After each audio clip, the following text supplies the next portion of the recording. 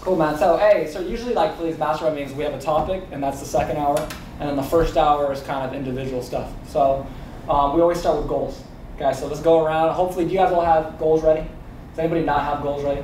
I know I didn't text you about it, so you probably don't, but everybody else should, right? Okay. So we're talking like long-term goals or short-term goals? At the end, for goals for the end of 20 for the next like 6 months. Gotcha. Yeah. Okay. And then, look, they can be business goals, they can just be personal goals, like, you know, if you guys are into the gym or whatever, they can be gym goals, like whatever it is, but just 3 or 4 goals that you want to share that you're going to write down. And then when you come back, because we usually do this once a month, so when you come back, if it's a month, we'll say, okay, what happened? If it's 6 months, so in December, we'll say, okay, well, we wrote it down, so what happened, right? So kind of for accountability, and just the kind of, because most people don't set goals, right? They set goals once a year, January 1st, okay? You know, we've all been, anybody that's been to the gym goes to the gym January 1st and 2nd, there's 45 people in the gym, right? And then January 10th, there's 30 people, and by the time you get to February, there's like 3 people, okay? So hopefully we don't have that here, but that's what I'm saying. So why don't we have, would you mind starting to kind of get around here? Yeah, I'll start with that. Okay. You know, a goal of mine is always to wake up 6 a.m. every morning, get it going. I wanna, I guess I can say up it to 5 a.m. If that makes sense. Hit the gym at least once a day, an hour a day. I love try to get my reading levels up.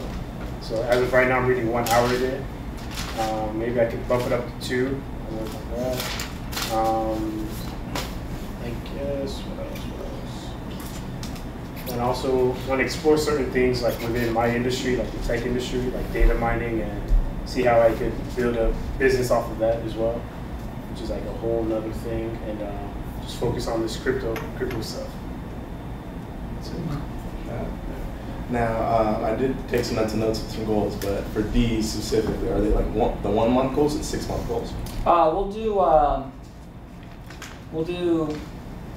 do like 2 6 month goals. 6 months. Like 1 to 2 6 months, and then 1 to 2 like month from now. Gotcha. Well, starting from the month from now, I really want to, building better habits is a very big goal. So what I'm really trying to do, I've been trying to do it for a couple months now, and he's a master. I don't know how you are about it, but waking up early.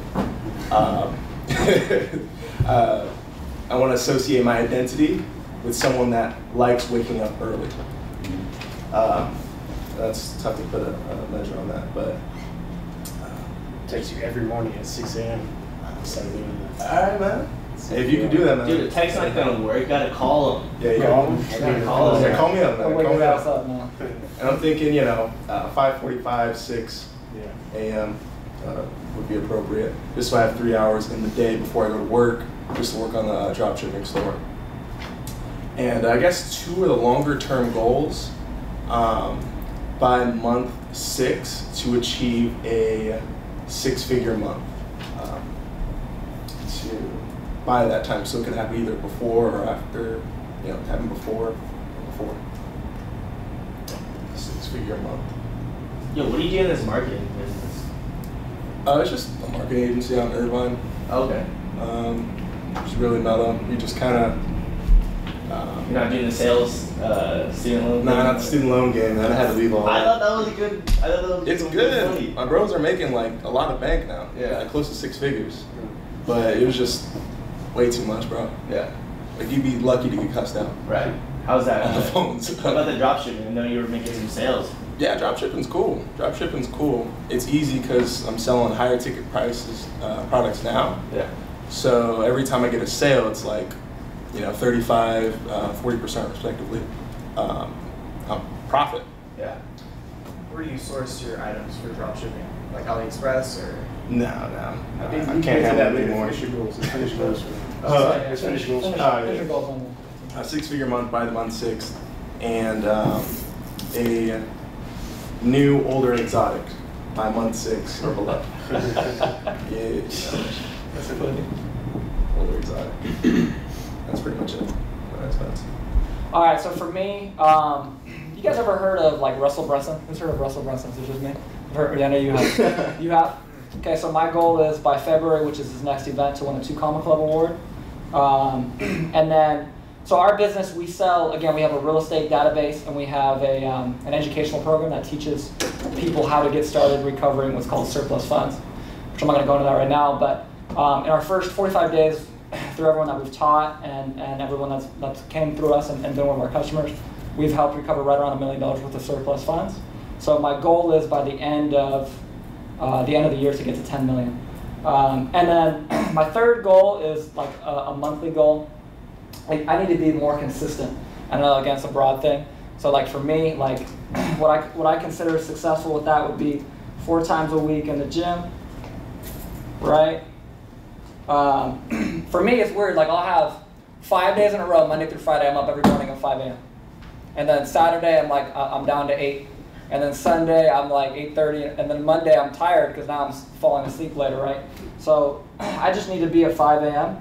just consistently, no matter what. So for me, it's a consistency problem on not necessarily business related, but just like personal development stuff, like the gym, waking up early, just getting the other things done that I need to get done in life. So those are my goals. What you got, man? So why don't you come back and we think like 3 solid goals. Okay. Yeah, so same thing on the consistency thing. Yeah. Waking up early during the week, but then the weekend just throws you entirely off. So I think I wake up at 6 every day. That, and then same thing with I think someone down there said where they're trying to read more every day. Right now I'm only at a half hour. I want to push it up to an hour a day. So those, and then just and then every month I want to focus on like learning a new skill, just to expand my knowledge. So every month I'm going to just focus on a different topic. Interesting. Okay. Very nice. Okay, so for me, like my number one goal, like business related, is like that one website I was talking about. Like really just put a lot of time into that and like try to scale that to the best of my ability. And then second thing, which Spencer kind of helped me with, like like kind of like tell me like the value of it and stuff, is reading a lot. So I want to read a book once every 2 weeks. I don't know if that's kind of rookie numbers, but I never really read other than like books I had to read in school. So I'm trying to do that more. Right now, I'm right about done with the 10X rule. I should have been done with it by now, but orientation creeped through, so that's a good book. And then I also really want to start like just learning on my own, like higher levels of calculus, because like that's my whole major pretty much in school. So I need to do my own work there. And then I also just have like gym goals and stuff that I really want to like stick to and be more consistent with, which I find myself like, I struggle with consistency for like the personal stuff too, like especially eating and stuff. I'm really trying to do like no carbs, and then like I'll find myself like after like a week doing it, I go to King's, and I'm like, that just should happen. So, so that's that, and then the gym like 4 times a week, and also just like some other personal, just like optimization stuff, so that kind of stuff. Awesome. So one of my problems is, I want to keep being consistent with intermittent fasting.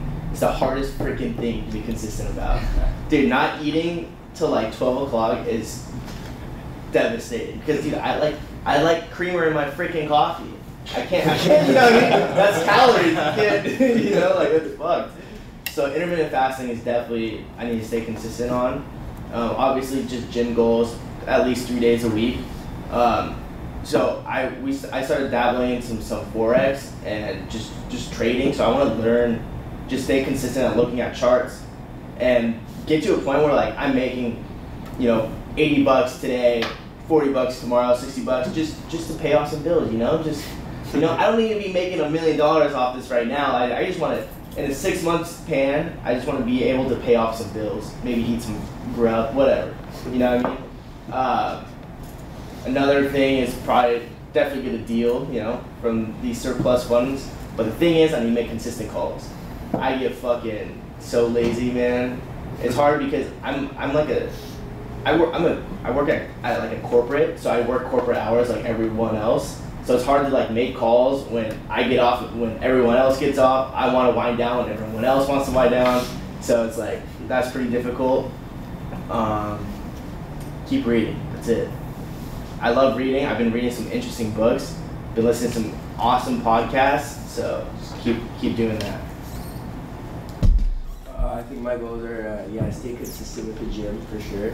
That's so important in everyone's life, is to like have a good diet and all that. I would say that for sure. Time management. I want to learn how to like be better with my time, because I find myself straying away from different topics. yeah, Forex, like you were saying as well. I just want to get better at it. Like, I'm at a point right now where I feel like I'm all right, but like I could be so much better.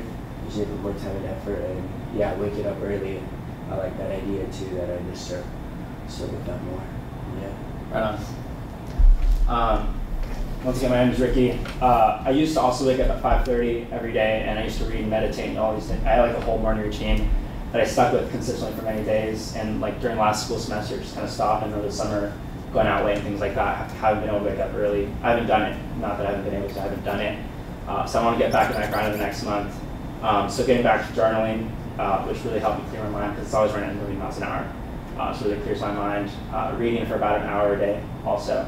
Right now it's very sporadic. I do read, but it's kind of like whenever I have time. I don't really like make time specifically for reading again. So making sure I read. Also in the next, also for the next month, I'm moving out. So I want to make sure that at least once a week I go back to my family, because right now my little brother, he's 9, so I want to spend time with him. And my sister's pregnant with a very high-risk pregnancy, so I also want to spend time with her. So making sure I go back to my family, because that's the roots, what I care about a lot. More long-term, I just want to make $1,000 of like this investment, because just in the last month, that's when I really started introducing myself to new opportunities, but I haven't really gone full force into it yet. So I don't want to make a lot of money, I just want to make some sort of money, see what does work. I'll probably make more, maybe even less, I don't know. I just want to try all the different avenues that I have currently at my disposal and see which one works. I think long term for me would definitely finish, another 6 months span would be finish my real estate license, and then more in between 6 months to a year would be hopefully making my first investment in real estate. So just going for that. And then more short term, like a month, I want to get my feet wet in surplus funds. I've been really interested in doing a lot of research lately. So I really just want to, go full force into that and just try it out. Sure. I think my short-term goal is, like a lot of you guys said, is just waking up early. I guess it's kind of hard to get your day real going when you wake up at like 11 or something. You just lose out on a lot of time that you could be using, being more efficient, doing whatever. So I guess that'd be one of my short-term goals. I guess long-term, like business goals by the end of the year. I'm hoping to, since I'm starting a new business that's going to be complementary to the Amazon FBA and that kind of thing that I already run. So I'm hoping to at least get 10 clients for my Amazon prep business by the end of the year. And then also by the end of the year, I'm hoping to hit 2 million in sales. But yeah, we'll see how it goes. Not quite on track for that, but we'll see. Awesome. December is usually pretty fast. Yeah, especially for yourself on it. Yeah. I have some much more basic goals. I think I'm just very inefficient with my time. So like if I have a solid 4 hours to work on stuff, I'll probably have a constructive 1.5 of that 4 hours, which is very, very bad. Extremely unproductive, so I need to work on that. Mainly just getting my mind right, focusing. I think that has to do with meditating, so I need to start meditating every day like I used to. When I was doing that, I was extremely focused and using my time very wisely. I don't have a problem with reading anything, it's just being productive while I'm reading. So I could be reading a book and then I'll see a text message and doze off for another 6 minutes, and then that 6 minutes wasted when I should have been reading and could have finished 6 more pages, So definitely need to work on my time management skills. I definitely need to work on my commitment to my money. I'm not really committed to each outlet that I have. I kind of start something and I'll get kind of good at it, and then I'll get bored of it and quit and look for something else, and that's not good. You gotta stay consistent. So for example, I need to, by the end of the month, I have to have at least 1 ATM running. By the end of 6 months, I have to have 4. That's my partner's plan. And I want to make sure that if I have 1 hour in the day, I'm using that efficiently the way that I need to be. I need to plan better and make sure that I'm organized, so that when I wake up each day, I know what I'm doing the next. When I go to bed, I know what I should have had done. If I hadn't done it, then I have double the tasks to do for the next day, and to keep myself accountable. And yeah, my final goal for the 6 months is really just to be able to make, say that I make at least $50,000 a year. So for example, I need to make $25,000 by the end of 6 months. Right now I'm only at 25 a year, so I think double my income through this big goal for now. And hopefully by the next year quadruple it, because I don't believe in scaling as far as doubles. I believe in like triple or quadruples, because there's no point in giving yourself a realistic goal. Realistic goals really toss it to your brain. So, yeah. Love it, man. Hey, Mike, what were your goals again? Waking up early, staying consistent with the gym, and focusing on reps. Okay, I got you. I just asked, man, because we got 3 people here that didn't even write them down, man. And write down your goals, man. How, you know, like how are you gonna come tomorrow and remember? And that's for me. But anyway, oh yeah, you gotta get go mine real quick. Yeah. You go his down. So personal goals, just starting off with those, definitely spending more time with family. I know you touched on that. That's big to me as well. Sometimes I forget about it, and you know that's big. You only live once. Family's super important. Time management, definitely. I find myself just wasting a lot of time, you know, just with the little things. Definitely planning out my days. Waking up early helps with that. The gym, obviously, a couple times a week. Whether I'm trying to gain weight, lose weight, whatever, just stick to that plan and keep pushing. Staying in touch with friends and people I love. You know, I haven't talked to Spencer in like a month or 2. I hit him up yesterday. We played in a basketball tournament. You know, it feels good to have friends that'll come through for you, and you got to stay in touch with those guys. Business goals, definitely money management, working on that. I find myself spending a ton of money on stuff that I don't need.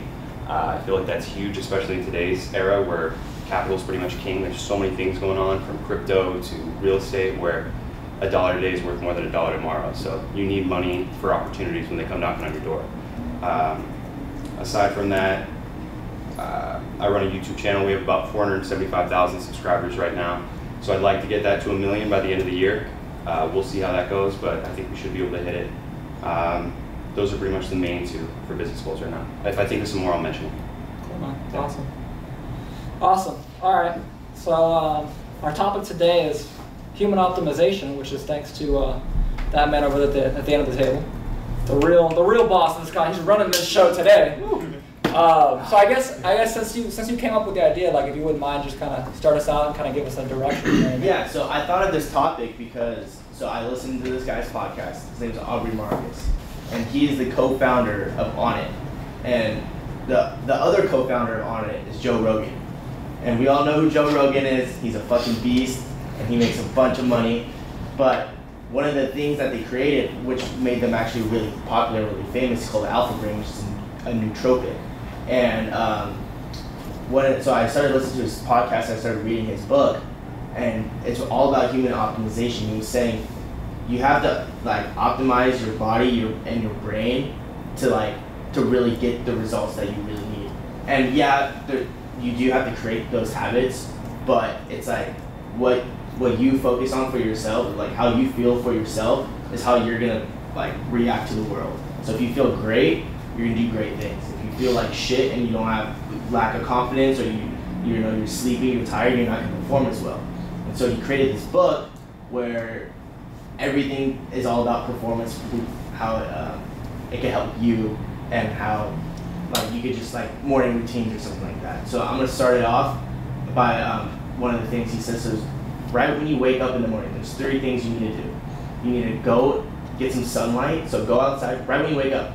Go outside and feel the sun, because that's gonna actually wake up your it's called circadian rhythms. So back in the day, for like the whole millennia, humans would just wake up and they would go outside because that's the only way they're gonna make money, right? Do corn or whatever, you know, they're fucking living in a cave.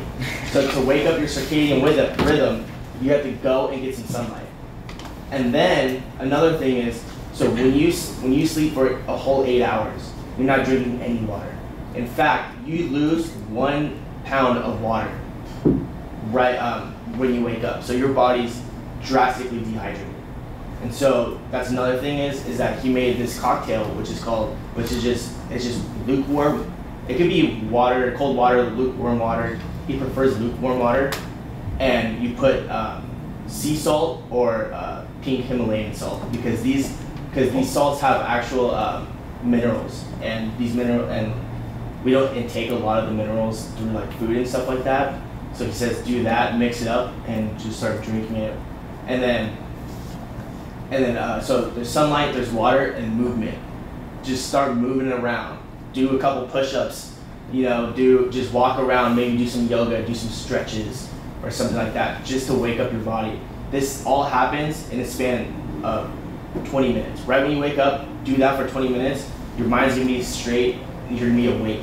Have you ever done it? Yeah, have you done it yet? Yeah, I've been doing it All three consistently of them? for a week. All three of them? Yeah, I've been doing it for a week. How, when you wake up, how do you force your body and your mind to get out of bed? I literally, well, it's even harder when I have a girl in my bed too. So like, Oh man. well, no, I have my girl, like I basically live with her, right? So it's hard because you know you just want to sleep and you're like, oh, babe, yes. But so I just literally like take off the fucking covers and I'm like, dude, all right, it's a little cold right now. I was like, okay. So the cold right there when you take off your covers, your brain's like, holy shit, and you want to like put it back on. But the thing is, like, you just gotta get up, and right when you get up, nice. Right when you get up, just force yourself to grab a cup of water and go outside. Because right when you go outside, bro, I'm outside in my fucking underwear. You know what I mean? Like, it's cold as fuck. You're gonna be awake by the time that fucking happens. And so right when you're awake, okay, do some movements, drink that water, that cocktail I was telling you guys about with the salt, and I swear to God, you'll feel a lot better. So I'll do that. After that 20 minutes, then I'll make my coffee, and then I'll start my day and I feel fine. Because at first I used to just drink coffee and just go to work, but then by 12 o'clock happens, I'm like crashed, right? But dude, I feel so much better, and I feel so much more awake and energized just by doing that. Like sometimes I feel like I don't even need fucking coffee. It's surprising how like it could really work, and just by doing it tomorrow, and you'll feel a lot better. You feel awake, so. Or cold showers, That's cold showers. Cold showers. Yeah, that's what gets me. Cold showers are good. Really wakes me up right up. Okay. Now, hey, let me ask you guys this, because I'm curious. Like, who here wakes up every morning and drinks coffee? Who drinks coffee every morning? You do. I'm a few times a week. It's more not an energy thing, but like a thing. Yeah, I'm curious because I never got started with coffee. So I've never drank coffee. I've never wanted to drink coffee. Coffee doesn't work for me. Oh, it doesn't? Really? You just don't get energy from it? Definitely works for me. I just don't want to have that as a crutch. Yeah, so that was kind of my thought process. The other thing that I've done is a little different. Is you guys ever heard of? It's like what's it called? Zip Fizz. It's like this little tube, and it's like kind of like an emergency. You guys know what that is, right? Yeah. It's kind of like that, but it's got like it's more like energy related. So it's not an energy drink necessarily. I'm not like waking up drinking Monster, obviously. That wouldn't be good. But it's got some vitamins in there. Give you a little boost of energy. Because I don't drink coffee, so I do that. And then you said get up and move. So like, what do you do for like? You just do push-ups, or what do you do in the morning? So I'll do push-ups, some jumping jacks, I'll do a lot of stretching because my body's just fucking tight as fuck, especially after running and stuff. Just even walk. Fucking, if you have a pet, go walk your fucking dog right in the morning.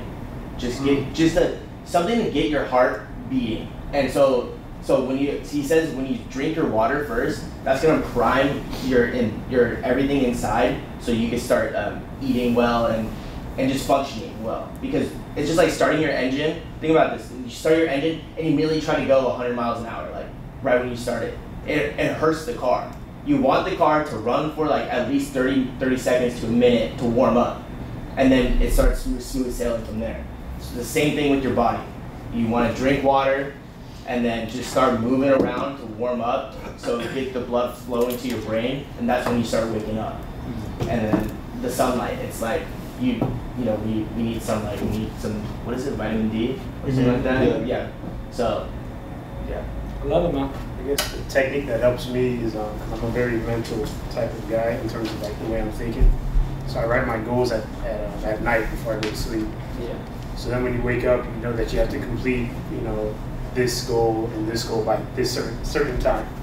So if I set a goal at, be at the gym by 7, I'm gonna be up at 6 because I know I have to hit that checkbox, on my this little notepad right here. You set the checkbox the night before, or when you do? Yeah. Okay. Yeah. So I set that up, then and I just go through. And that's momentum right there too. Right when you check off that box, you're like, I already just got something done. What's next? Like, you're hungry. And that's the best thing about the gym is because it hits like that movement part that you're Exactly. talking about. Yep. And because since you're being productive in the morning, it's just like it's a snowball effect. Yeah. So it's just gonna continue. Like you're not gonna bullshit.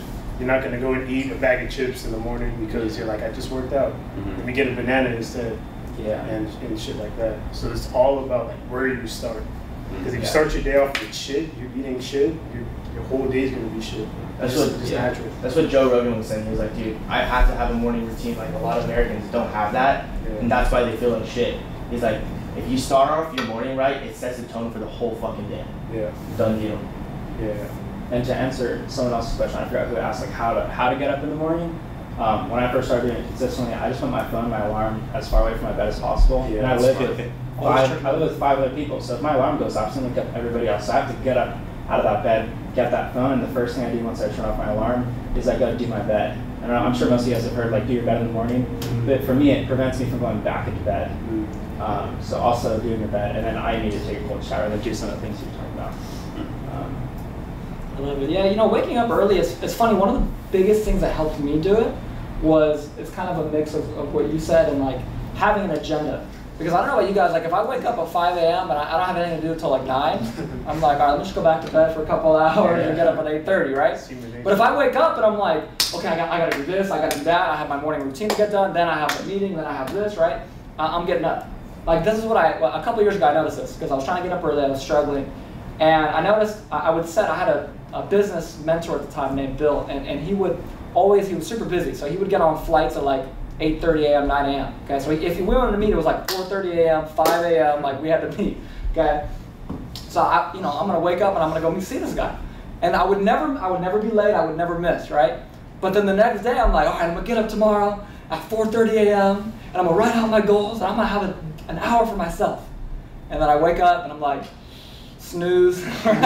It's like I'm not like, for me it was weird. It was like I'm not gonna miss out on meeting someone else, but I'll skip out on myself. Like that doesn't make any sense, right? Yeah. So it kind of like what you said was huge for me. Like just the night before, like writing out what am I gonna do the whole day? Yeah. What's my schedule? What am I doing from 5 to 6? What am I doing from 6 to 7? All the way up until lunch to the end of the day. And that way I have a purpose to get up. And even if it is myself, it's like accountability. Because then if I sleep in and I look back at my schedule, like, yeah, I just missed out on 2 hours worth of stuff I could have got done. You know what I mean? So. And also, I'd suggest for everybody to get like a little pocket book like this, because you can write your goals on something as big as that. You can't carry it around. So I don't know. I suggest something like this. I got this for $1.50. We're at Dazo, that little Japanese place right here. I love that place. $1.50, man. It gets you right. Yeah, I'm curious about this too from you guys. Who wakes up? I mean, I'm assuming everyone's gonna say yes, but who makes it like a habit of waking up and not looking at this immediately?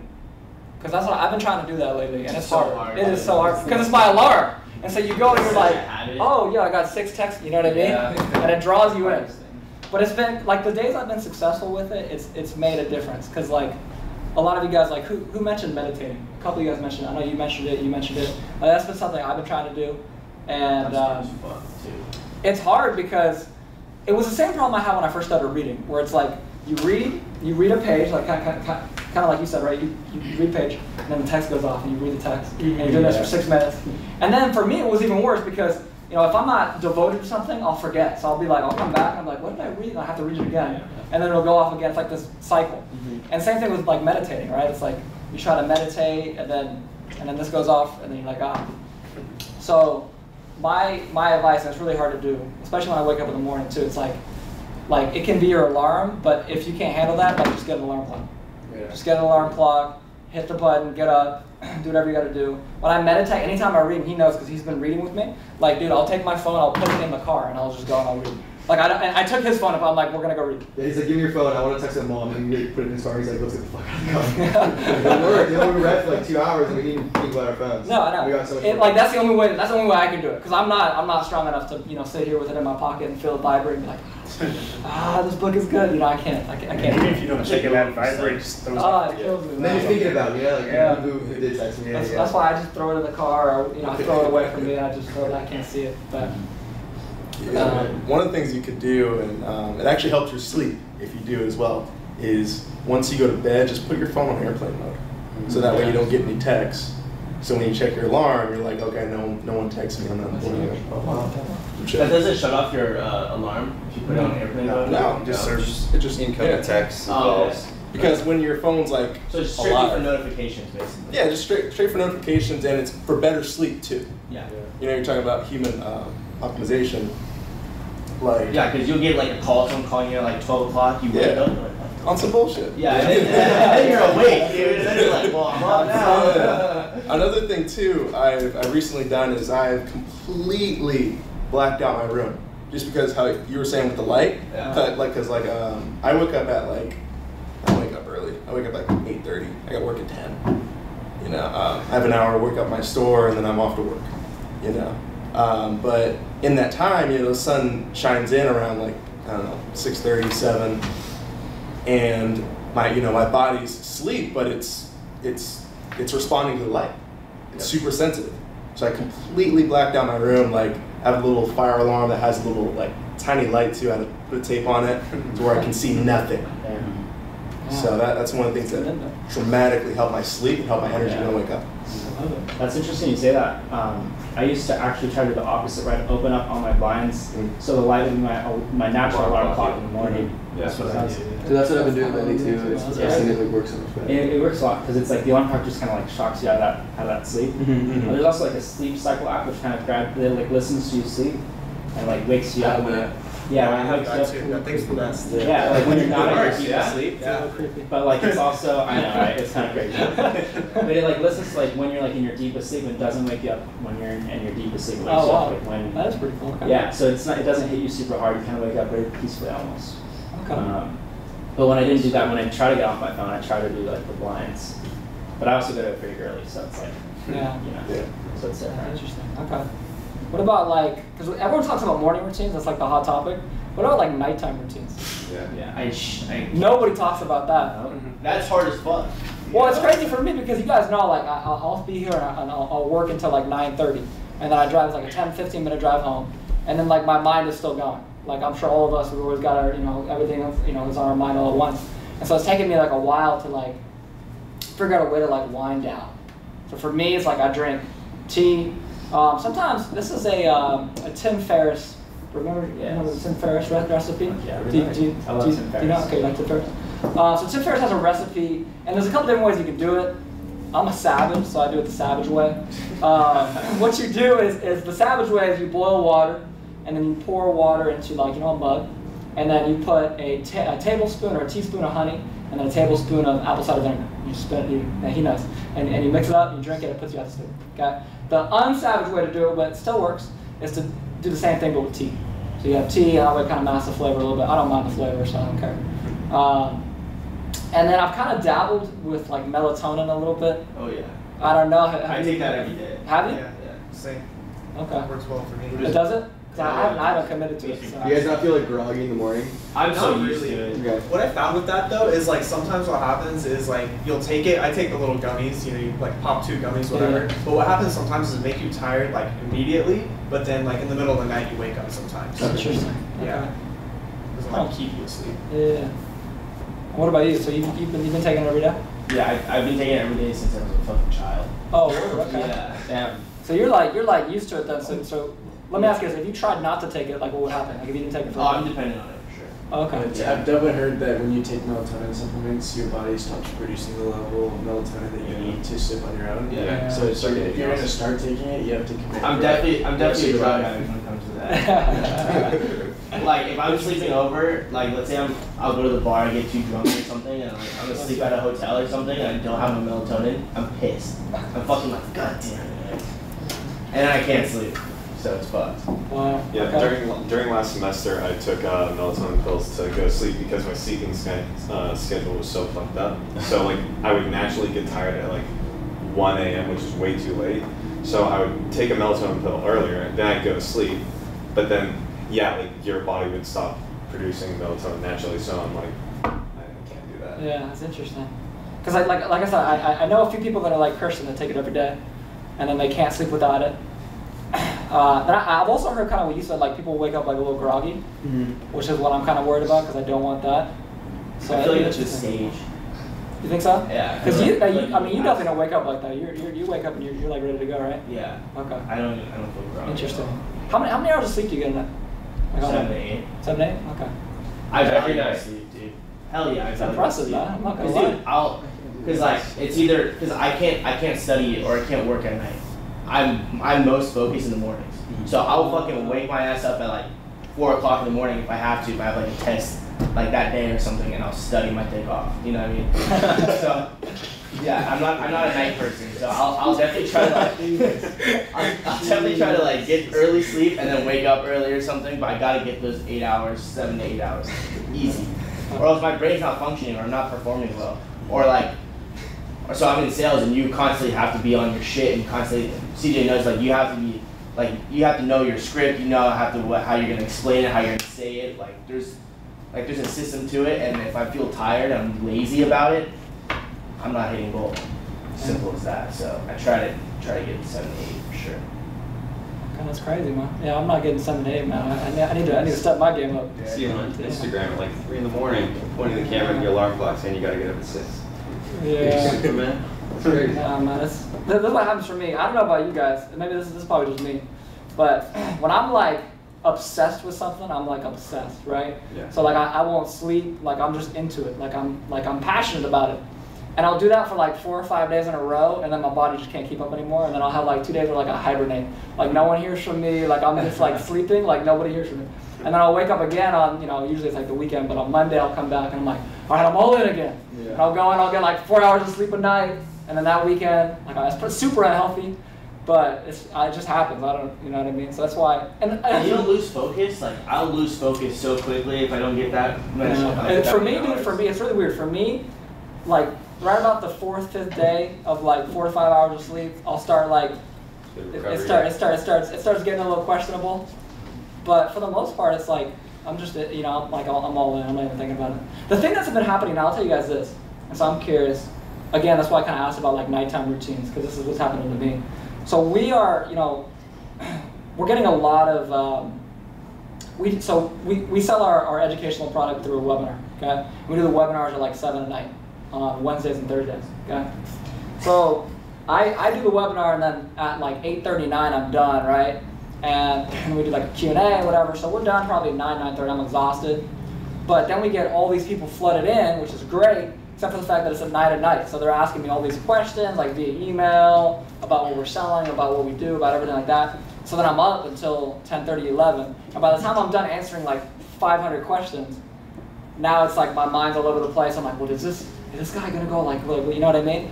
And so I need to come up with something other than like the Tim Ferriss method. I need like more than that though, where I can have 30 minutes to just like wind down. Like maybe it's meditation, maybe it's like I don't even want to say read a book, because the books I read are not like I'm not going to read how to write sales copy at 10:30 at night. Like this is not going to help. So I'm curious as to like if anybody's got anything like that, like kind of a wind down routine or anything like that. But big thing on your phone, you can actually turn off the blue light, which is kind of touching on what you said. I do have that. Okay. You can turn off the blue light on an iPhone, and that's sending the same signal to your brain to stay awake. Essentially. Okay. So, yeah. You can also go on your computer. Yeah, you can do it on anything Apple, pretty much. Yeah. Actually, like 3 other things by Tim Ferriss. Kind of the same. I love Tim Ferriss a lot. So he hates emails. So he'll actually tell people like only email me at this time or else I won't respond, and it like has an automated message. So yeah, at the end of your webinar, you can be like, look, I know you might have a lot of questions, and you can send me emails right now, but I won't get to them until tomorrow morning. And let them know, because like your sleep is important. I have other things to do, just to let them know, like that. Like sleep is important to you, or like whatever is important to you, get them to tomorrow morning. Just acknowledging that you might have to carry it over. Right. So, and after the webinar, instead of reading nonfiction, read fiction. That's another thing Tim Ferriss says. Yeah. Just because it kind of gets the brain flowing, and sometimes there's more truth to fiction than there is in nonfiction, which is kind of interesting. And then going to like the phone aspect, for those 30 minutes that you said before bed, not even touching your phone, put it on airplane mode, and just what he does, he just puts it in another room. Doesn't even have it in the same room as the room that he sleeps. It might be a little different for us since we have alarm clocks. So just keep it on airplane mode, don't even touch it for the last 30 minutes. It's a stimulus, Yeah. Interesting. Okay. Mike, what's your sleep schedule like, since Forex is in the middle of the night? It's crazy.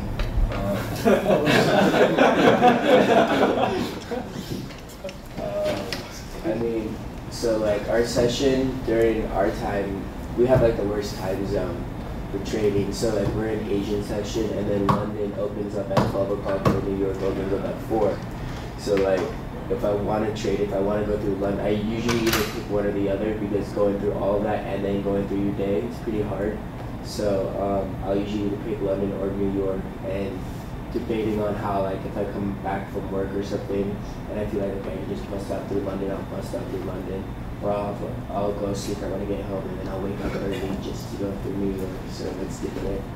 Do you do your trades manually, or do you have like any algorithms? Like okay, so like, I mean, it's hard to explain. Like, I'm really sure how I trade based off my trades, but yeah, in a way, I do all my stuff manually. I don't go off anyone's, like, I used to back in the day, like, go off signals, but like at the end of the day, you're not truly learning like that. You're not truly growing. Like, if you want to make money by yourself, like, you're just like on someone's back. Like, if they like, well, not necessarily somebody else's thing, but you can like design algorithms based on like data points that you've noticed within the predictions. market. You know what I mean? Coding. Yeah. Yeah, you need to know how to code. Yeah, I don't know how to code, so I don't do any of that. But for sure. Yeah, I was just curious. So you said you go to work after that? No, I usually go to work. Okay, so like I usually go to work before, and then I'll get off work probably like maybe 9, 10. Okay. And then debating on how I feel with that and how like the market's trending, I'll debate if I'm going in London or if I'm sleeping and going to New York. So is your goal at some point to just not be able to go to work after? Yeah, just like have, that's like my main goal is to like be like, one of them is to like just get out of this working stage and just have this as like as a main source of income. Yeah. Source, yeah. Are you pretty close to that, or have you made some headway on? Oh yeah, I'm definitely making my strides for it, but it's always like so like scary because it's like I've been through that, and then like let's say you lose, okay, and then you need to find another source of income. About how am I gonna pay for these? Yeah, it's scary. Yeah. So it's like I've taken the jump, but it's like a little bit too early. Yeah. So I'm in the process of it right now. Nice. It's awesome, man. What about, you guys ever tried ginger shots?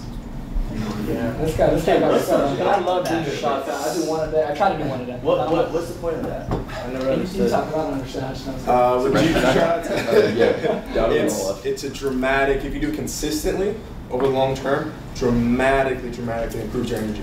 If that's something you guys are trying to go for. As well as expensive though. What's up? Aren't they like $4 a shot? I mean, if you invest in a juicer, make them yourself, they're not too bad. What you think you could actually do, way back when I used to work at Nectar, so what you could do is tell them get a kid size, ginger, and a little bit of lemon. So usually at juice bars, whether it's Jamba Juice, Nectar, whatever, it's like $3 for a ginger shot. However, they only give you 2 ounces. A kid's cup is 10 ounces. And it's only $1, I think it's $1 more, or the same price. It's $3 or $4. So you literally get 5 ginger shots for the price of 1 ginger shot. So you're able to offset your costs a lot more. You just put it in the fridge. Damn. You put it in your fridge. Yeah, that's crazy. That's like a life hack right there. Yeah. That's at Nectar? That's at Nectar. Nectar Hike 101 system. Yeah. So you're just like walking and be like, all right, I want a small kid size ginger. You could say ginger turmeric. That helps with inflammation and also energy. Anything that's going to get rid of inflammation just directly boosts your energy. Same with sleeping. Sleeping helps with inflammation. But yeah, that, and before when I didn't have much money, I used to go to Luna Girl all the time. Or I still do from time to time just to save some money. $5 kids meal if you guys work in Irvine, or I don't know where you guys based at, but $5 kids meal. Chicken and rice keeps me consistent with that, and cucumbers for the vegetables. And yeah, other than that. So does everyone eat vegetables here? Like, you guys are consistent with that shit? Yeah. I have a problem with that. Just put it in your shake. Put it in your morning shake. Morning shake, so you blend up some fucking spinach or broccoli or kale. Protein, or you can't taste it. Or just go to Flame Broiler, get that chicken veggie brown rice, you know? I do, I love Flame. Or Waba. It's fire. Does that work with intermittent fasting? Well, yeah, I mean, it's just, you have to eat after 12. Then when do you stop eating with intermittent fasting? Like, because it's in the middle of the day, right? Then at night you don't eat.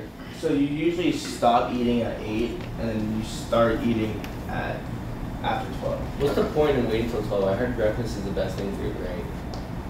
It's a good question. I don't know. I feel like I do intermittent fasting as well, and I think the big thing is just to eat less. Because I often end up eating, instead of breakfast, lunch, and dinner, and maybe a couple snacks in between that, I end up eating lunch and dinner and maybe 1 snack. You know, so it's just less calorie intake. And I feel like I could get more shit done in the mornings. Like with you, CJ, you can get more shit done with your business if you're not fucking making a bunch of food real quick while I'm trying to, you know what I mean? Like, you just focus on everything, boom, right in the morning, go to work, and then 12 o'clock for lunch, you're ready to go. How many meals are you breaking it up into? 2 or 3?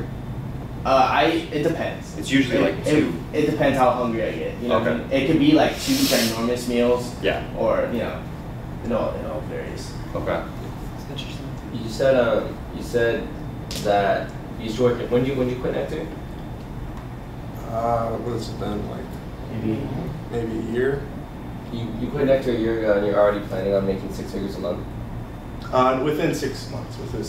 Yeah. That's sales, right? Actual money in my pocket. Okay, so you're like after tax. Maybe before tax income. Okay. Pay yourself first. Are you halfway there yet? No, not even a quarter. It's good. Don't have realistic goals. Realistic goals are toxic for your brain. They're not. Because like worst case scenario, you will. But worst case scenario, you have the goal of 100, and you're making 75. You wouldn't have had that 75 in your pocket if your goal was 50. Right. That's your realistic goal. You wouldn't have had 75 in your pocket if your goal was 20. But you have that 75 in your pocket because your goal was so fucking outlandish. I think it's important to have both, actually. Really? Both realistic goals and long-term unrealistic goals, right? But what's your distinction? Like, you know, so by the end of the year, I want to hit this number, and these are the steps I need to do A, B, and C to achieve these like little intermittent goals, and this will lead me to my long-term 10-year goal of, you know. But I feel like you need to have something clearly defined so you know which direction to take.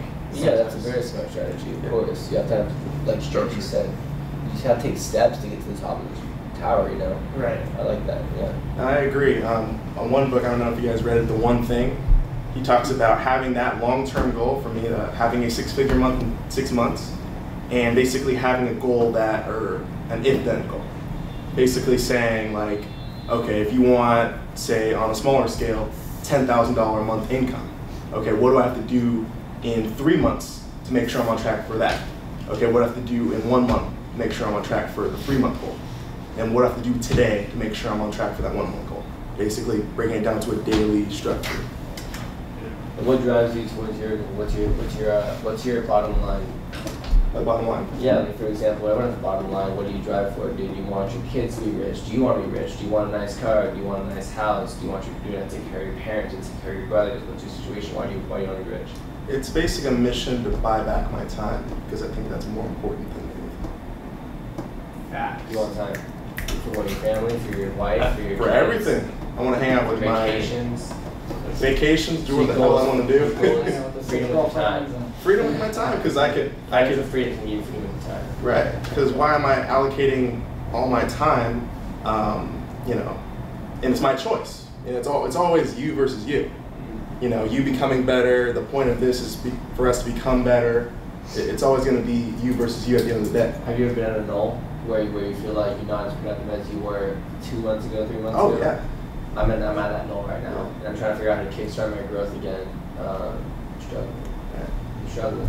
There was a point in time where I was doing crypto. I was working on my e-commerce business. I was working on financing stuff. I was working on investing stuff. I was working on buying and selling motorcycles. I was doing so many things at once, and I was fucking killing it. I just got burned out.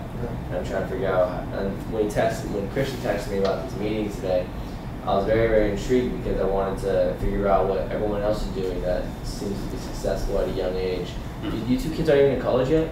Yeah, I haven't started college yet. That's fucking nuts. Yeah. Like, you two are lucky to, like, for Christian or Spencer or whoever invited you here to be in the situation, because you have to realize that, like listening to stuff that this guy says, listening to stuff that this guy's doing, listening to stuff that Christian's doing, even this guy over here, fucking modest as fuck, Forex dude, he makes like $5,000, $6,000 a month if he wants to, like if he tries, you know. You two are very lucky, and definitely have your ears open, because you don't want to be like me where you're at a null in your prime at 22, 21 years old. You don't want to have a null until you're like 25, 26, you know. So all the information that these guys are telling you, I'm telling you to take in, because you can fucking kill him. Yeah, for sure. Like, I'm serious. Don't let yourself get out of the null. You're at a null, but you said you want to pursue something. You have the ATM business in mind. Yeah. Can you tell us more about that? Yeah, well, I'm sorry to cut you off, but just to kind of get on with what you were saying about how you guys are like young and about to go to college. make sure you surround yourself around like-minded. Top 5. 100%.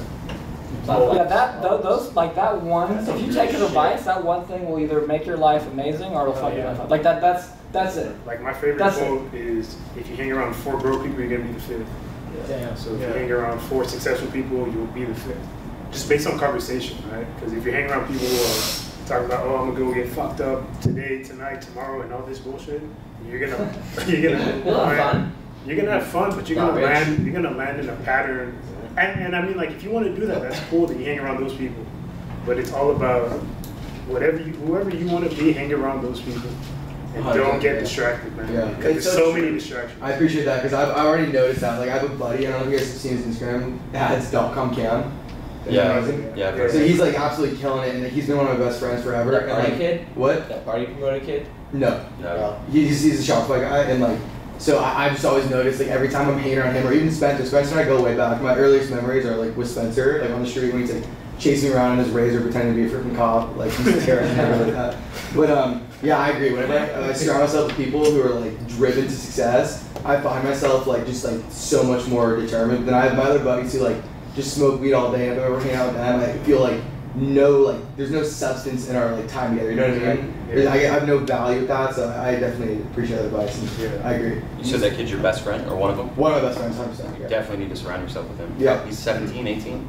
He's 18. 18 years old, probably making more money than anybody at this table, so you're lucky to be friends with him. Yeah, 1000%. he's killing it. Like, yeah. Sometimes it's not frustrating because I'm very happy for his success, but sometimes it's like, because I put so much time into school. It should be frustrating. Yeah, It's good that you feel that way too. Yeah. You should feel frustrated. Shows you're hungry. Yeah. Yeah, because like for me, like whenever we were in school together, he would get like C's and stuff, and I was always taught to do everything and get all A's. You know what I mean? And like he was like already working on money stuff, but I always was like brainwashed, like okay, I'm gonna get straight A's, get the fucking 4.6, and like I'm gonna make money, and like. He and we're no jealousy, just talking about like like our history, and like he'd be getting C's and stuff, and in my mind I thought I was doing better, and now he like moved out and like he's like running his like business where he's pulling in like serious numbers monthly and stuff, and I'm like I know like in my heart that like I put so much time into like other things, like if I need to, like then which I'm moving towards, I can put time into that and like find success because I believe in myself. But it's just like interesting to see like that dynamic. Like I was always a school guy, and he was always money. Yeah. Like, he was like flipping shit like when he was in middle school and stuff. And Yeah, it's just a different hustle. Yeah. If you pursue calculus, you can make money, but maybe not as much money. Yeah. Yeah, It is what it is. data You can make a analysts living. make a lot. Yeah. Yeah. That's just, I mean, I'm going to go to college. I'm not at the point where I'm like, not go to college because that's, like I said, that's what I've worked towards. So like, I'm definitely going to focus on that. But like, baseball took so much of my time. Like that whole time gap I can fill with like learning this other business stuff. And that's what I've been trying to do. But that shouldn't be your end goal, because like for example, when I first came to the meeting, I mentioned 18 business. He said Team Jets that. Long story short, there's these dudes that are ripping people off and stealing all their money and telling them to give them $1,000 to train to do this fucking bullshit that literally you can do by yourself in an hour. Wow. Like every single thing I learned on this from ATM business, I learned from other outlets, not from Team Jets. I think they're a fucking scam. Like you should never invest in somebody that promises you crazy returns, because they're not going to give you crazy returns. So you're only going to gain stuff by your own knowledge. Like what Michael They're not going to give you the secrets. They're not. You know It's what I mean? impossible. It's impossible, and they're stealing your money. Like what Michael said, he's not following people anymore. He's not taking their advice because he's not going to learn anything. What the fuck is he going to do the next morning when they're not available? They're not giving him flats. Like, what am I going to do? You know, he doesn't know what he's doing. There's no point in following people like that, because you're going to have to message them all the time and rely on them. So my point is that, I forgot what my point was. I don't know what my point was. Kind of like you can create your own success in the way that like you're gonna have your failures and stuff, but that's okay. That's like part of the process and stuff, and like that's how you actually get better. And you get to like that mastery, level of like knowledge. I think the hardest thing to learn though is to because like everyone's so. I've always been like this, like always super competitive and everything, and like when you start failing, you're just like, some people take it like, oh, like fuck man, and then just give up. But like I'm looking at a different point of view where like, okay, I'm failing, but like I'm learning through this failure right here. Like, oh, I'm seeing, okay, this is what I'm seeing in this different point of view. Like, okay, and then you grow from that. Like what? Like why is Cam a millionaire or whatever he is? He probably failed so many times. He's failed so many fucking times. So many fucking times. Oh yeah. And crypto people, they've failed so many times. You know, like anyone who's done anything, I can promise you they failed 10, 20, 30, 40 times by the time they're millionaires. Exactly. Because that's the only way you can grow. It's the only way you can get bigger and better. You know, so like don't trip. Oh, my point was, don't make college be your end all be all, because the team jet set people, they have a Bentley truck, Lamborghini, GTR, whatever, they have tons of nice stuff. But he dropped out of college with 1 semester left because he knew he had to go full force into his business before he started escaping out of money. But when he went full force into his business and he had 1 semester left, that was a huge leap. Yeah. And kind of like what Drake did, you know, he had 3 classes left. He's like, Mama, don't worry, I got this. And then he fucking killed it. Drake is the king of hip hop right now, in my opinion. Right down here. Oh, and he had 3 classes left in college. So college is great. I'm in college right now. I'm gonna finish up. I have 5 classes left. But if I have an opportunity where I have to scale my ATM business right now because a dispensary or one of the established lots says they're opening up 2 new locations and they have to have me full force, I'm gonna put college on the null. So great goal, but college should not be your end all be all. Yeah. So correct me if I'm wrong, but the premise with that is to make like a small commission off each transaction, or how does that work? The premise of ATM business is to, yes, make a small transactions off each. So depending on where it is and how many people go to the location and how expensive their products are in that specific location, that determines how much you can charge somebody. Okay. National average right now is $3.66. One location that I'm going to open up, the first location I'm going to open up, I'm not going to charge less than $4. I refuse because I'm not going to give myself the opportunity for So that's your fee, that's your take-home fee? Or the No. My take-home fee is going to be around $3.25. Okay. If the people are bringing in a nice amount of foot traffic, I'm going to give them 25 cents for the first 200 people that they bring in, which I'm only going to get about 20 of those, maybe 10 of those people to actually buy from my ATM. Yeah. And then after that, it's a sliding scale, 45 cents, 55 cents, and then I have to pay the merchant fee as well. So I have to give the people that are actually on the ATM, I have to give them between 3 to 5%. Oh, so you'd be renting the ATM? Yeah. No, I'm buying it. Oh, you're buying it, but you still have to give them a cut? Yeah, I do. Why? Because they're processing it. ATM processing. Oh, yeah. Like when a store processes a credit card, they get charged fees. Yeah, so like sometimes when you're under like $5 to like exactly. Do you have somebody to like service the ATMs or? It's me. Okay, I got you. I can hire somebody to do that, but it's costly. It's another entrepreneur making an entrepreneur. Why the fuck am I gonna quit my entrepreneurial lifestyle to give someone else the opportunity to take my? And that's just labor. I mean, once you have 100 ATMs, then I have to. Yeah. I have to. Yeah. But I'm not at that point right now. It takes a decent amount of capital too. You gotta have what, 10 grand in the ATM just sitting there or something like that? How much? An ATM can cost between $1,000 to $3,000. I'm gonna buy used ones first. I'm not gonna buy new ones yet. I'm gonna buy a used one for like $1,800, and then I'm gonna put $3,000 in it. Okay. And then see how often I have to refill it. If I have to put more in it, I will. But I'm just scared of it getting stolen. You know, ATM insurance is really expensive, I'm sure. It's not expensive, really. It's like $15 a month, but they don't really protect. Like, if you read the fine print, they don't really protect you that well. It's just BS. It protects you from theft, but if there's like some kind of loophole, they can get out of it. So it's just kind of sucky. That's a bummer. Yeah. Moral of the story: sell ATM insurance. Yeah. Moral of the story: get out of my business, do something else. No, like you know, and I don't know if it's gonna work, but I'm gonna do it because I've been procrastinating. I just finished 3 summer courses. And I told myself I wanted to start it 40 days ago, and I fucking didn't. So I have my business partner finally told me, he's like, have it done by Monday, otherwise I'm not going to do it. So I said, all right, I'm finished. That's good, man. You got to keep that mentality. You know, I wanted to bring something up earlier. We talked about like failing and like going through it. I was watching this dude over here. This guy loves Dave Ramsey. Is that correct, right? This guy loves Dave Ramsey. I'm not a huge Dave Ramsey fan, but I had a video pop up on my feed the other day. Does anybody not know who Dave Ramsey is? Okay, everybody knows who. He's like some like old ass dude from Texas that like gives financial advice. Oh, like, is that the guy who I saw him on YouTube? Oh, I thought his he was colors are blue and yellow. Yeah, me too. Dave Ramsey's a chef, right? Yeah. Dave Ramsey is old ass dude that gives financial advice. Gordon Ramsay is the chef. Yeah. Anyway, look. I'm not even really into his advice. Some of it I agree with, some of it I don't. But he had a video the other day that I thought was it that popped up on feed. It's called "Be Weird or Be Broke," right? And so I want to tell you guys a little story. So when we first launched what I'm doing now, you know, again, we're selling our expensive product through webinars, okay? And we did 15 webinars in a row without making any money. Okay, we put money into it, we didn't get any money out, okay? And why? Because, you know, I come from real estate. I don't understand online marketing at this point, right? We had a couple mess ups, like the links are messed up, right? Then when we get people on there, finally, we don't know how to sell, so we're trying to sell, right? And then when we sell, we don't realize like, oh, the Q&A is where you make all the money, right? So we're not doing that yet. You know, our presentation's all messed up. Like, so we went through 15 webinars of putting money in and not getting anything out. Okay? And the entire time, a couple people in here too questioned it. I had some other people in my actual family. My mother was one of them, where I told her like, oh yeah, we're gonna sell this product, it's $1,000. And she's like, who the hell is gonna buy a $1,000 product from you? I'm like, what do you mean? Like, it's good stuff. Like, what do you mean? She's like, no one's gonna buy that. Like, I would never pay you $1,000 for some, like, from some dude I don't even know on the internet.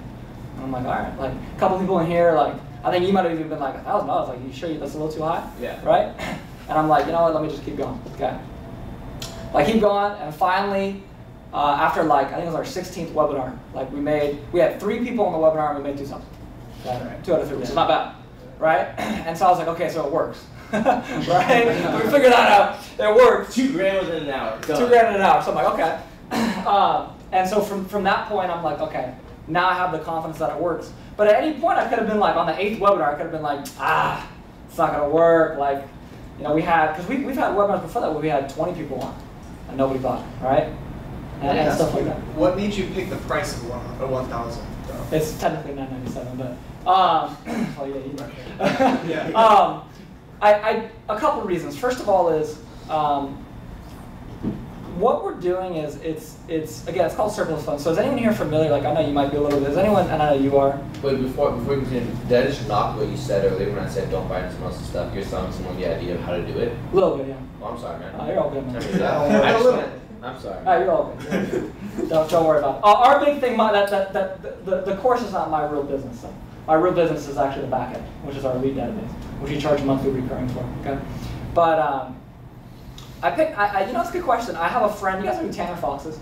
Anybody know who Tanner Fox is? I hate Tanner Fox. You hate Tanner Fox? I'm not talking about the scooter kid. I'm talking about the Lamborghini. Oh. Yeah, Tanner J. Fox. My fault. My fault. So I met Tanner through this guy. If you guys don't know who Tanner is, he's like 23. He's a multi-billionaire. Like, he's killing it. And he was doing Amazon FBA for a while. And then he decided, like, oh, I'm going to do a course. And I met him like right at the time that he started his YouTube channel. And he started doing a course. And so I talked to him, and I'm like, you know, like, and he just bought a Lamborghini. This guy's like 22, buys a Lamborghini. I'm like, dude, I see him driving that shit everywhere too. I'm like, this guy's a ball. Like, what is he doing? Like, I'm in real estate, and I'm making good money, but this guy's, I don't know, he's doing like $500,000 a month. I'm like, what is this guy doing? Like Jesus, right? And so I talked to him. He's like, yeah, man. I was like, I got like barely any subscribers. I just started it. And I knew that I didn't want him to go the YouTube route because that's just not me. Like, I don't want to have a personal brand where I have a course. Like, that's just not me. But I was like, okay, so there's something to be said about that, right? Like, selling things that are expensive versus selling things that are $10. Because there's people in here, like, they're friends of mine, and David's one of them, but there's a ton of friends that I have that are our age that are starting these clothing brands. And clothing brands are awesome. But if you want to make $1 million in a year, how many $10 t-shirts do you have to sell? So many. A lot, right? A lot of t-shirts.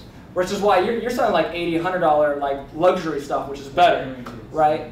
But my idea was like, I want to get to 7 figures a year as quickly as possible. So I want to sell something that's $1,000. Not Tanner's is $500. I'm like, I want to 2x that. I want to go to 1,000.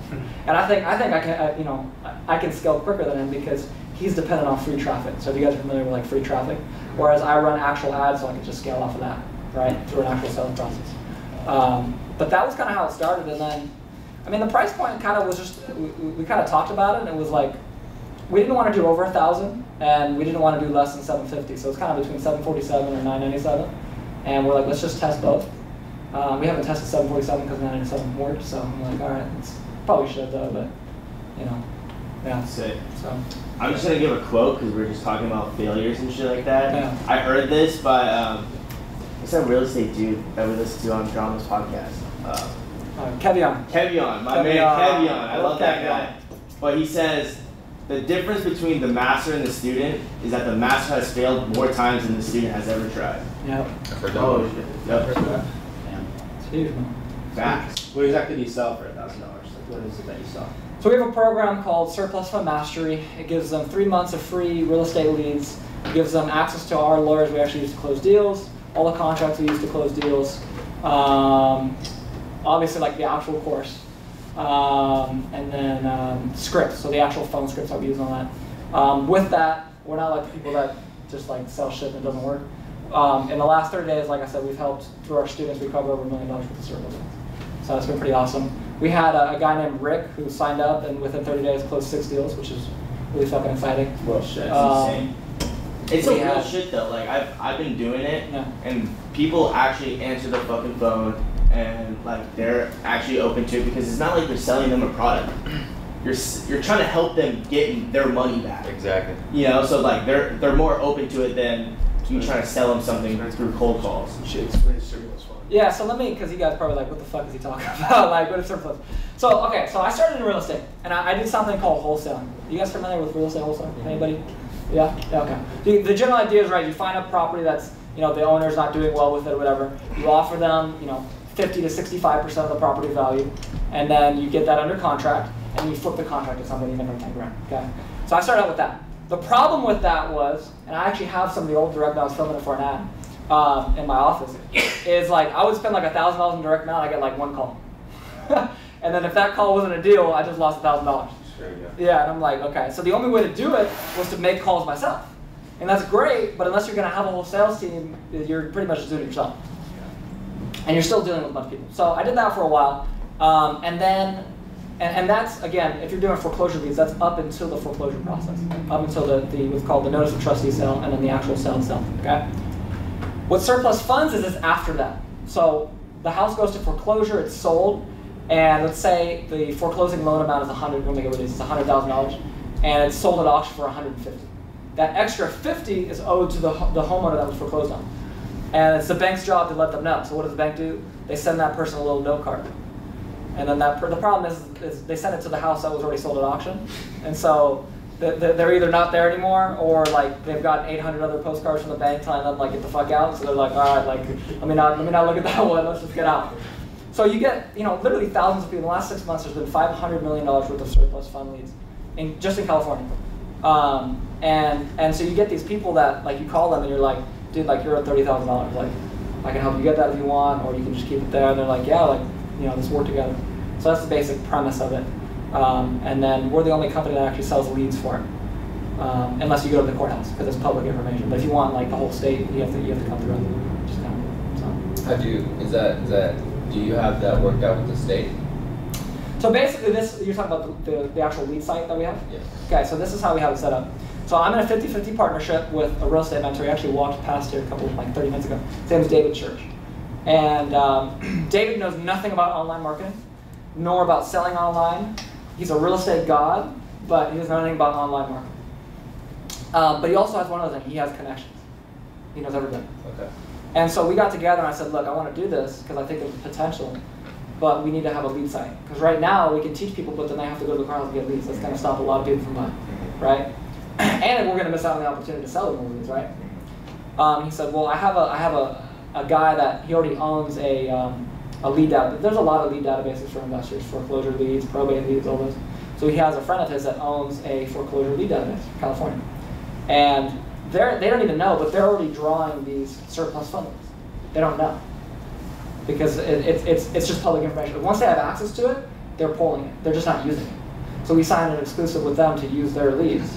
They can't sell it to anyone else, and they can't use it. And then we get access to it, basically. So I don't know the technical side of it, because I don't know how to code. You just explain the technical side of it. Yeah, well, Okay. the coding side of it. Oh. You know what I mean? But yeah, so. Well, one thing I can say though is this. Want to know the first thing I ever did? I started a basketball training business at 16. And I went around with flyers, these orange flyers, and I said, hey, come to my basketball event. It's going to be at Ladera Middle School. It's $5 for 2 hours. I was trying to get as many people in. I was like, I can make $50 in 2 hours if I get like 10 people. It'd be ridiculous, right? Went around, I spent like $300 on marketing. That's all I had. And I show up that day. Nobody's there. Like, it's just barren. Like, there's like a tumbleweed going on the court. Like, there's just nobody there. And I go home, and I'm like all upset. I'm like, damn, like, what do I do? And so I gave up for like 6 months. I didn't do anything. And then I got lucky. I stumbled upon like real estate, and it was like a long journey. But dude, like failures too. Like that's why I'm trying to get back to is like when for me and for everybody. Like when you get hit with failure, you have two choices: either give up and quit, or keep going.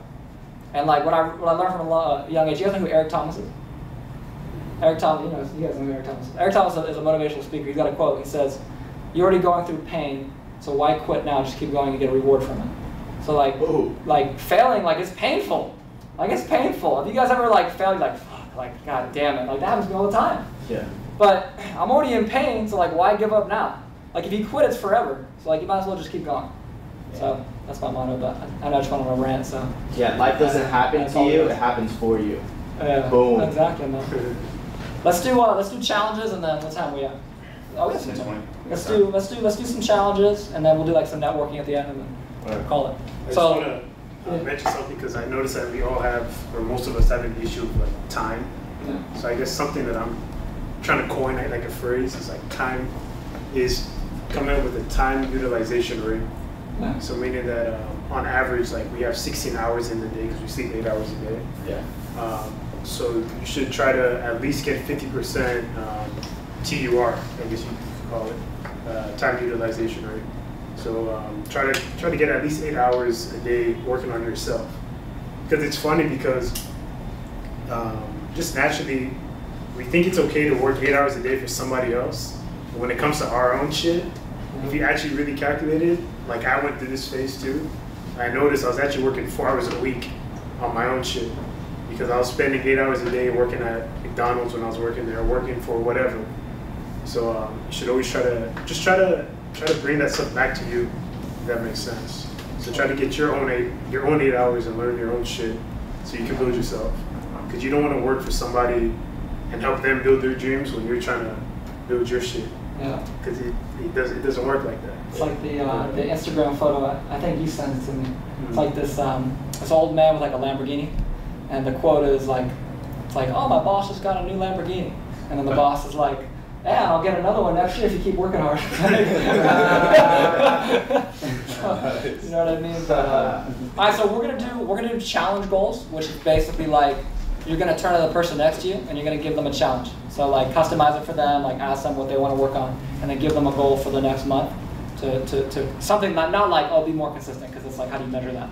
But like you should introduce David. Oh, I'm sorry. This is David. He's a good friend of ours. He's been in the Mastermind for a while. Came a little late today, but we are happy to have him. What's up, David? How you doing, man?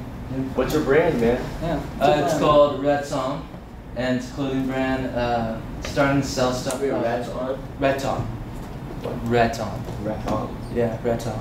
It's like you're saying red, but you say Red Tom. Red Tom. Red Tom. Red Tom. You spell it out, it's R-E-T-T-A-M. Flip it around, it spells matter.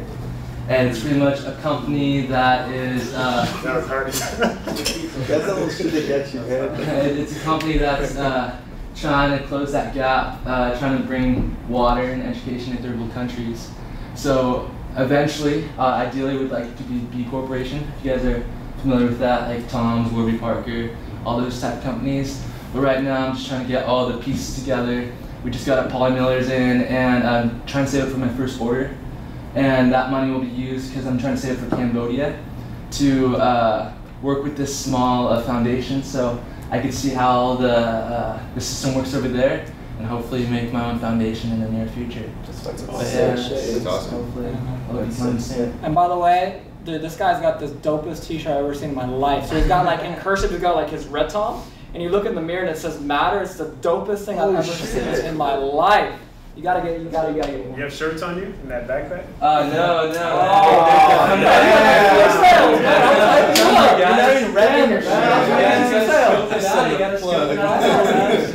I'll try to get you some sales. I can't help but sell. Everyone here will buy a shirt. Yeah, for sure. It's coming your way, guys. But yeah, let's do challenge goals. So basically how it works again is you're gonna person to the next to you.